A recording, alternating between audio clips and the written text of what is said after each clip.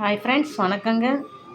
இன்றைக்கி நம்ம சமையல் வீடியோவில் பன்னீர் கிரேவி தாங்க பார்க்க போகிறோம். அதற்கு தேவையான பொருள் வந்து நான் பன்னீரை சுடுதண்ணியில் வேக வச்சு ஒரு 5 நிமிஷம் பொறுத்து எடுத்து வச்சுருக்கேங்க. அப்புறமா வந்து தக்காளி 1 கப்பு அரைச்சி வச்சுருக்கேன், வெங்காயம் 1 கப்பு, இஞ்சி பூண்டு பேஸ்ட்டு சேர்க்குறதுக்கு, அப்புறம்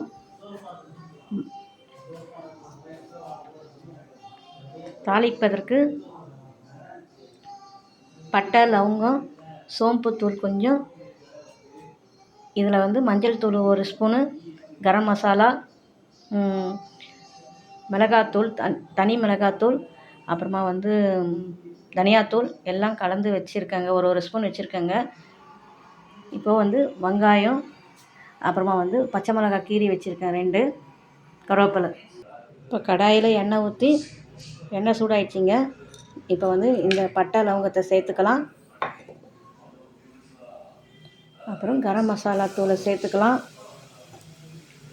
அது பொரிஞ்ச உடனே வெங்காயத்தை சேர்த்துக்கலாம். பச்சை மிளகாய், வெங்காயம், கருவேப்பிலை எல்லாம் சேர்த்துட்டுங்க. இஞ்சி பூண்டு பேஸ்ட்டு சேர்த்துருக்கோம். இது கொஞ்சம் பொன்னிறமாக ஆகட்டுங்க.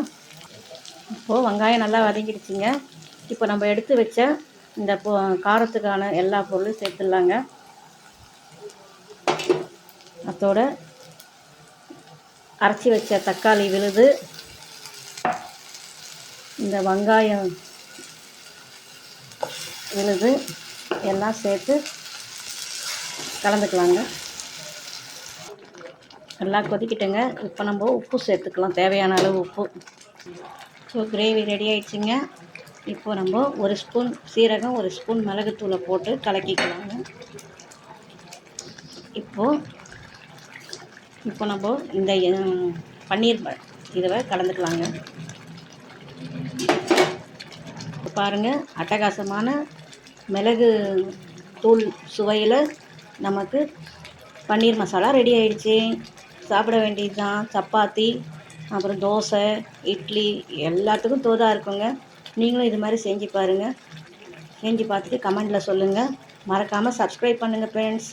பாய். அடுத்த வீடியோவில் பார்க்கலாம்.